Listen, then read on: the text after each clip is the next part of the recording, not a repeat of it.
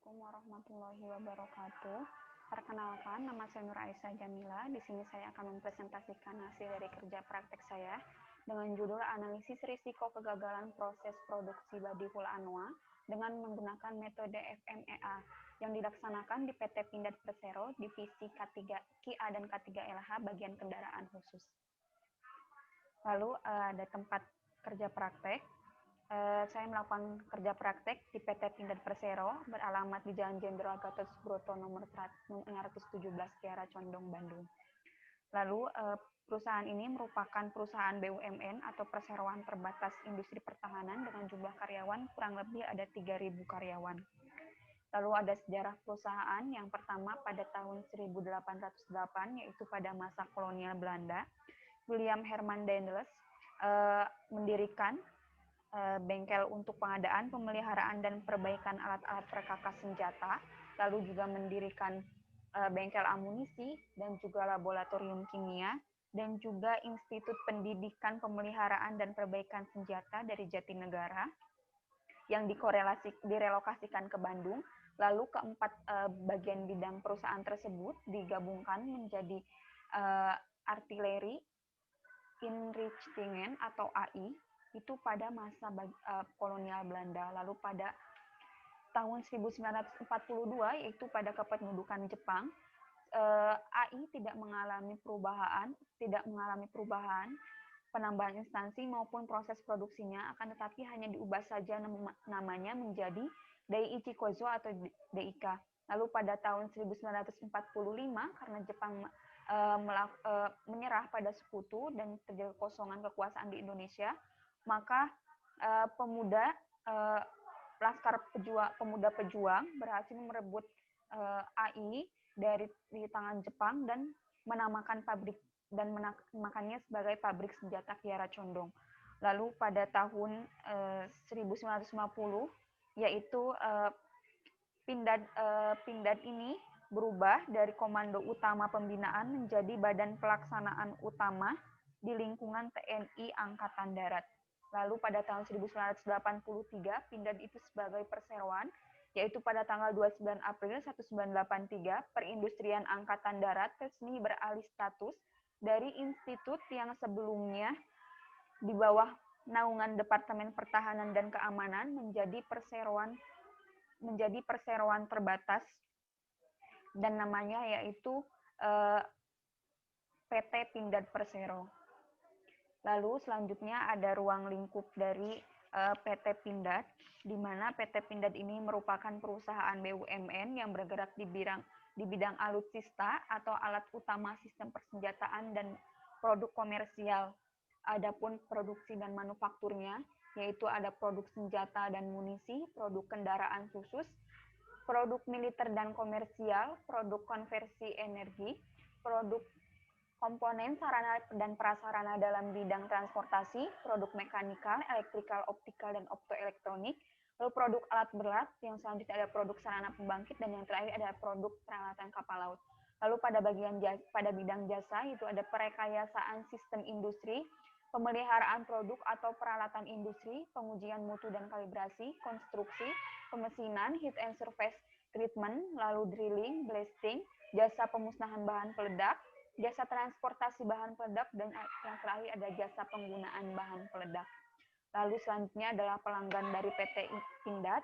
Yang pertama untuk produksi komersial yaitu ada PT KAI Persero, PT Inka Persero, PT PLN Persero, Kementerian Perhubungan, Galangan Kapal Nasional, Industri Pertambangan Nasional, Industri Perminyakan dan Gas Nasional, Industri Agro Nasional, dan yang terakhir adalah Industri Elektronik Nasional. Lalu selanjutnya untuk produk pertahanan dan keamanan negara ada TNI, Polri, Kementerian Pertahanan dan Keamanan, Kementerian Kehakiman, Kementerian Kehutanan, dan Dirjen Bea Cukai, dan yang terakhir adalah pasar ekspor. Ini merupakan alur produksi dari ANWA 6x6, di mana di sini saya akan mengindikasi kegagalan-kegagalan yang biasanya terjadi di bagian proses ini. Yang pertama, ini adalah proses produksinya pada material masuk lalu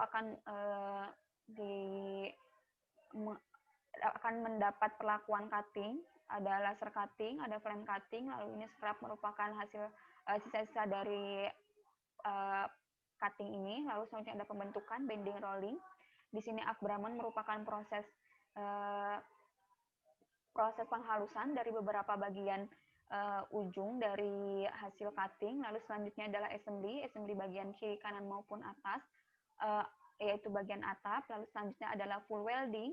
Setelah melakukan welding, maka akan dilakukan uji penetran untuk melihat hasil welding. Lalu selanjutnya jika terjadi kebocoran, maka akan dilakukan welding kembali. Lalu selanjutnya adalah input interior dan input eksterior. Input interior seperti bagian untuk radio, bagian untuk kursi atau dudukan untuk kursi. Lalu untuk input eksteriornya ada jendela, ada kaca dan ada juga pintu. Lalu setelah assembly selesai, maka dia akan keluar melalui input door untuk masuk ke dalam proses selanjutnya. Dan indikasi kegagalan dari proses ini yaitu ada yang pertama pada proses cutting, yaitu hasil pemotongannya yang kurang presisi. Lalu ada bendanya patah pada proses pembentukan. Lalu selanjutnya ada dimensi yang tidak sesuai, itu biasanya terindikasi pada proses perakitan bagian atap, dinding maupun alasnya. Lalu selanjutnya adalah permukaan retak, bocor dan berlubang, yaitu dari hasil weldingnya. Lalu selanjutnya ada dimensi yang tidak sesuai, yaitu pada proses input interior maupun input eksterior. Lalu selanjutnya ada permintaan konsumen yang tidak sesuai dengan keadaan awal. Lalu selanjutnya adalah ketersediaan kapak, ini khusus untuk bagian ketersediaan pasar, ini khusus bagian untuk kapak dan belencong, di mana ukurannya tidak selalu sama setiap pemesanan. Lalu ini merupakan hasil dari FMEA-nya pada proses cutting. Untuk hasil yang kurang presisi, dia memiliki nilai RPN 15 untuk pada bending. Benda patah itu memiliki RPN 30. Assembly dimensi yang tidak sesuai 20. Full welding permukaan yang retak, bocor dan berlubang ada 18 nilai RPN-nya. Lalu dimensi yang tidak sesuai pada bagian input interior dan eksterior ini memiliki nilai RPN 16. Perubahan ukuran dan bentuk memiliki nilai RPN 10, dan perubahan ukuran dan bentuk untuk bagian kapak dan belancong itu ada memiliki nilai RPN 10. Dan dari hasil analisis potensi kegagalan FMEA yang kemudian dihasilkan nilai RPN, didapatkan 3 kegagalan dengan nilai RPN tertinggi, yaitu pada proses bending dengan nilai RPN 30, proses assembly dengan nilai RPN 20, dan pada proses welding dengan nilai RPN 18. Nah, berdasarkan 3 kegagalan tertinggi ini, maka perlu adanya usulan perbaikan pada proses tersebut. Yang pertama, pada proses bending atau benda patah, ini dikarenakan bendanya yang tidak memiliki keelastisitasan yang cukup, maka usulannya agar bagian incoming material memantau lebih lanjut terkait material yang diterima, dengan menambah sampel pengujian sehingga material yang tidak layak dapat dieliminasi lebih dulu.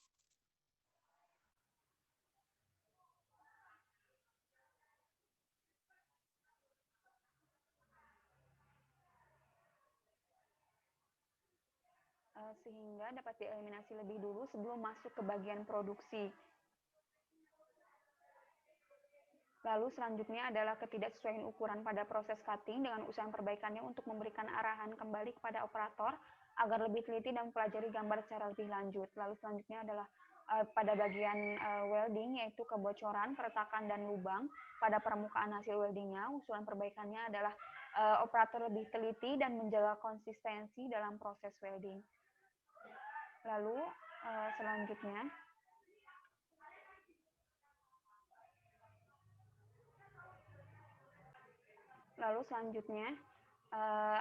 saran untuk perusahaan yang pertama itu untuk melakukan pendataan secara berkala terhadap kegagalan yang terjadi di lantai produksi sehingga dapat dengan mudah dan dokumentasi yang berguna untuk melakukan evaluasi dalam melakukan quality control.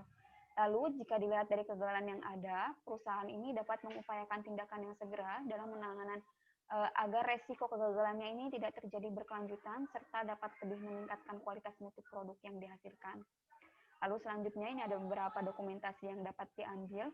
Ini merupakan liquid penetran untuk melakukan uji penetran dari hasil weldingan. Ini adalah hasil welding dan ini merupakan hasil dari uji penetran, di mana bagian merah ini merupakan bagian yang dia memiliki kebocoran seperti itu.